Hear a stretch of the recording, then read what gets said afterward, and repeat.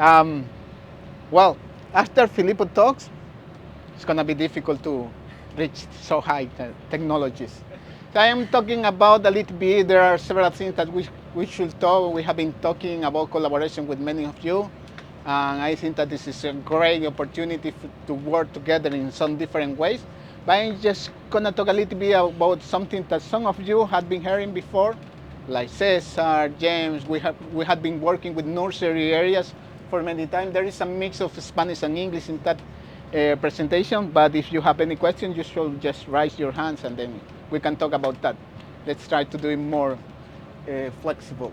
So, as much of we know, migratory species are key species in terms of to know about the connection between different areas. And that is why the collaboration is very important. I'm going to mix a little bit about science and also the social structure of the human behavior because I think that it's very important to link that with the communities for conserve in the best way this marine species. So this is Cesar actually diving and tagging when we were young, no? Still young. But this is in Darwin and Wolf, I guess. Darwin, we were tagging shark. Well, that was several years ago when we started to do tagging in Galapagos. We start to develop this Migramar like network with most of you. And we were having a lot of information, very important, that now are just putting in the hand of the decision taker, like to create a new protected areas like Hermandad now, that is near behind to Galapagos and Cocos, and now we have a new marine protected area that is now actually people monitoring that area for to have a baseline of this area. But just talking a little bit more of migratory species, we already know that there are several papers about the connection of different marine protected areas in the Eastern Pacific. But also we know that this is a very important thing because now, as Randall mentioned every time, where is Randall? We have to fight for conserve the shark that they don't have too much time for them. If we go to Jude, to the president or the minister, is going to have 10 years, and maybe they are not going to have 10 years for to be living here. So this is important. Well, this is just an example of the hammerhead shark that has been declining in the last 50 years for more than 80%. This is the scallop hammerhead shark. These are data from the FAO, and actually is a critical species in an endangered situation by the IUCN. We know that there is more deployed at that time because, we know about the overexploitation of that species. But we have been looking that this species has some places where they develop or they deliver their pups. And in Galapagos, we were starting to do the monitoring of the nursery areas around 10 years ago, a little bit more. 10 or more, it says, not like 12 years ago. 14. 14, wow. But this is what you can see in Galapagos. There are some mangrove area with a lot of small sharks, mostly black tip. And in 2018, we start to see the hammerhead sharks, some small places for hammerhead shark. What we were talking about sometime in Migramar is that this is not only for Galapagos. There are different places as Golfo Dulce. There are in Colombia also. Sandra has a place where are hammerhead shark in nursery areas. There are some other places important in Mexico, or even. But we were thinking about what is happening in Ecuadorian coast. So there are some places, as I mentioned, that even in Panama, Colombia, Costa Rica, but we were thinking, what is happening in the coastal area? So after that, we were working in Galapagos for several years, since 2009. In 2018, we discovered a place where we have hammerhead, and that was very interesting because we never thought that there were a place that hammerhead are putting their pups. But after that, we developed a protocol to do a monitoring for avoid the damage to that species. This is very important to have a guide that can help us to develop this in the wild sense and avoiding any animals that could be killing, you know. You were with us sometimes too doing this monitoring. And we were very strict in terms of how much time we have to have the shark on board and many other things. But after that, we have this opportunity in Galapagos. We were thinking to export that to the mainland. So thanks to OBT, we developed a project in Ecuadorian mainland in 2019. We start to do it. And we start to doing some interviews with the fishermen. And as we were talking about just with other of you, the importance of to have the local knowledge for to know where are the sharks or where are the species that we are looking for. Sometimes we don't have too much value of that, but this is really valuable information that we were getting from the fishermen. Actually, we were doing surveying in all the coastal area, about some places in Esmeralda to Manta, when it was more easy to go there, because now it's a little bit difficult for the country situation. But we were looking for information about the nursery areas. And after the first 6 months to doing that, we knew that the fishermen said that there are some places where the hammerhead shark are developing the nursery area. So we found a place that is called Puerto Cabuyal in this area, where after that the fishermen say, okay, every January or February we start to catch sharks. We don't know what to do with them, but this is common that we have some small sharks, hammerhead sharks of this species. And even, this is really interesting because even the fisheries inspector didn't know about that, and they were in the port every time.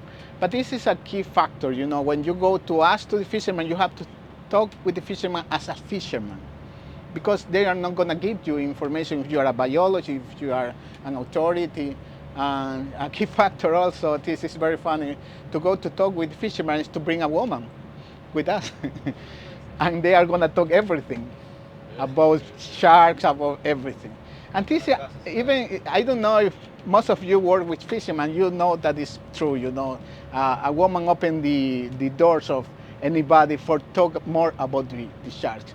And we found in some places that even when I was asking about sharks, they never give me information, but a woman came and they give you, they give the information about sharks. And this was very interesting, you know, we learned a lot of how to do it that. But the important thing also is that even that they said that, nobody believed in that. So we started the same monitoring program that we have in Galapagos, but in different way. The Ecuadorian, Ecuadorian mainland is different Galapagos. So we start to take information from the fishermen that were taking sharks before, and with the same fishing year. So after several years, after 3 years to be working there, the fishermen that we were working, they learned how to take measures, how to take data, how even not only hammerhead, but if you see here, we saw also in some seasons that they catch tiger shark.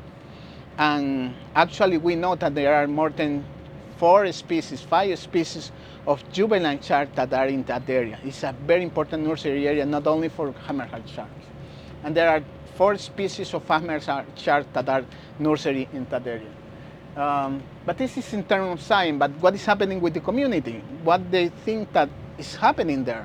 Well, the fishermen were looking not only the data of the catch of, here are the different species, as I mentioned, that they were catching since 2019 to 2021.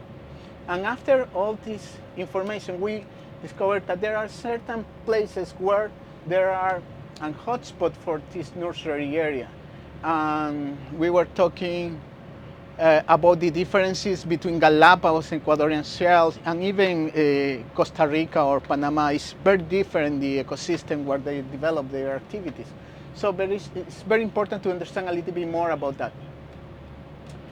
But what was happening, what I was mentioned before with some of you when we were talking, not only bring the information to the, but also be part of taking the information, be part of what is happening with the marine ecosystem. Is just an easy way to go and to involve to the community to this part of the conservation. just involving the community in different ways, involving the childs, involving the fishermen, involving even there is a small school where they were talking about the importance of the ocean because they live about the ocean, they live about the resources that are there. So that's our artisanal fishing villas. It's not an industrial fishing villas. They just fish some small shrimp or pampano or some other species that are just local species. But after that we worked, well, Monse was there too. We create a marine protected area based in all this information.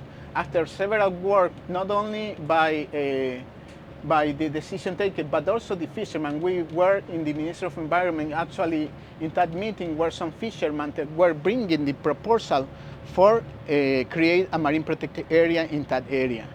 So it was very interesting because the Ministry of Environment said, okay, where I have to sign, just let me know, because never in Ecuadorian mainland, the fisheries community was asking for create a marine protected area.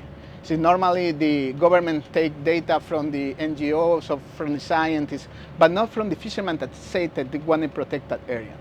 But it's not only a matter of conserve the sharks, also we have to think about what they need. And what they were needing is that the industrial fisheries don't go inside of this marine protected area, of this side of the area that actually already is part of the artisanal fisheries. Because 7 miles, 7 or 8 miles, 8 miles from the coastal line to outside must be for the artisanal fishermen, but this is not respected by even the local authorities. So they were believing that this is going to help to them to take out the fisheries industry from that area. So after that, was very interesting that the authorities, is a matter of political will also. It's not that every time you have that opportunity to bring the fishermen or to create that political and community will for create a marine protected area. So in 2001, based on that information, also we have to work, we were working a lot with different documentation that needed the Ministry of Environment. So was creation the marine protected area Puerto Cabuyal, Punta San Clemente. This is Puerto Cabuyal, and this is the other extreme, and that was based in many other information, not only based in shark, but also the fishermen know that in all this area there were industrial fisheries coming inside. So this was an important step. This marine protected area is the second largest in the Ecuadorian coast. Obviously, the first one more largest is the Galapagos Marine Reserve. But actually, the good thing of this area is that it's based in a voluntary from the community, from the fisheries community. So, but after that, we have to create local knowledge to understand what's mean a marine protected area. So, because marine protected area not only in Ecuador, but maybe in many parts is the fishermen are afraid to what is going to happen with that. So, when they create, well, they said, okay, what is coming next? So they can fish, but with artisanal fisheries, with the local fisheries, and with the normal rules for artisanal fisheries that are in the marine protected area. We start to work with the marine protected area with the management plan. This new administration is based in the Ministry of Environment. All these things, we bring also some examples of develop a management plan for this marine protected area. So this was something that we explained to the fishermen. Sorry that it's in Spanish, but what is going to happen with that marine protected area? So a socialization is very important to not only a group of fishermen believe in that, but for all the different communities must believe in that. Part of all this process also is involving to the community, to the different process, not only taking data, but also into understand what's mean a protected area and also how they can help to that protected area and what is going to be the benefit for the community. this is a key factor, the benefit for the community, because they don't know what is going to happen with the protected with the area where it wasn't protected for many years, and even that was a lot of very good resource in such area before. So I just want to show you. Let me see if that works. And short video.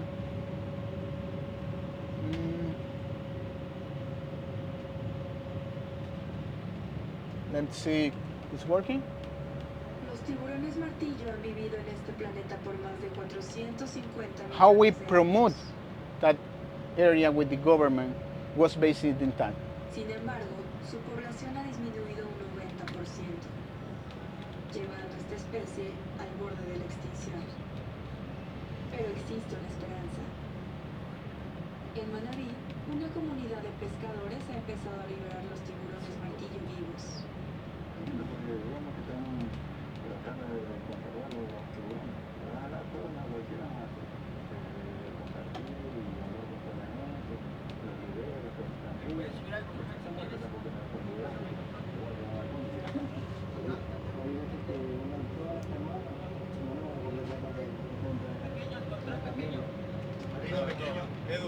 ¿Mm? Ese por un costado trae por la protegida llevaría muchos visitas, pues habría mucho más ingresos, mucho más turismo y mucho más diversidad. Después de 3 años, estudios científicos han probado que Puerto Cabullal y zonas aledañas son un área de reproducción de especies amenazadas. Existen evidencias científicas que demuestran que las áreas marinas protegidas bien manejadas surgen un efecto de incremento de sus poblaciones de peces en más del 400% de su biomasa. Demostrando que la costa manabita es un área de importancia ecológica con un gran potencial de desarrollo. Porque si no cuidamos el mar, aquí en 30 años no vamos a tener nada que pescar y para nuestros hijos, las personas que vienen detrás de nosotros y que tal vez sigan nuestras raíces. Gustaría que el gobierno echara cartas en el asunto sobre proteger esta área de los arrecifes aquí, el Bajo Santa Marta, Cabo Pasado. No, mire, todo este sitio de aquí está bien.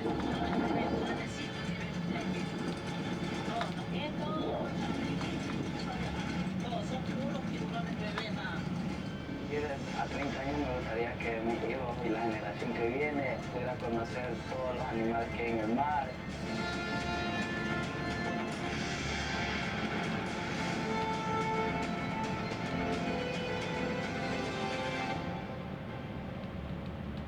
La nueva reserva marina brindará una oportunidad para que estas especies se recuperen. Cuando mostramos esto al ministro casi llora, dice, bueno, no sabía que eso existía en nuestro país, pensaban que solo era en Galápagos. Y entonces es algo que ni las propias autoridades ni la comunidad valora. A veces, sorry, let's go back to the, when we showed that to the Minister of Environment, they almost cried, you know, because there was nobody knows what was happening in that area. Even the fishermen didn't believe about the importance of that area. So now that they know that it's a very important area, what is happening now is that the same fishermen are making the control and surveillance. Obviously, the authority must be doing control and surveillance also for improve the conservation of that area. It's not easy to do it, and it's not easy to change the mind of different fishermen. Even now that the Ecuadorian coast has facing a lot of problems with the narco traffic or the violence that are in the coastal area. But as you mentioned, as you see, the people that were talking with the mask, it was in the middle of the pandemic. We were working in the middle of the pandemic. Even through, we get very good results. And not only us, but also the fishermen. And they are living there every day, you know. And actually they are doing now not only release of hammerhead shark, they release some other species. Now they release the lobster or the shrimp that are with the eggs. Now they believe that the conservation can create more aggregation value, not only for tourism, but also for get more benefit from increasing the fisheries. I couldn't show you, but there are some fishermen that has more fish now than before. Now we have 2 years of this marine protected area. We think that they are doing a very good work, not only in a small group of fishermen. Now the people that live behind to the coastal area believe also in that protected area can give them more resource, not only from the fish but also from the tourism. We are bringing some students to be there for taking data, and also even just 2 days ago we're on a university because in a very small town and they don't have even income from any other activity. They provide food for that student, and they think, okay, because this is a marine protected area, we have more people that come to that area. So it's part of a community-based development of the conservation awareness of that resource, and this is a key factor. Involve the community since the beginning for let them continue going on in this conservation aspect. Thanks. Thanks for all. Thanks for OBT for this great support.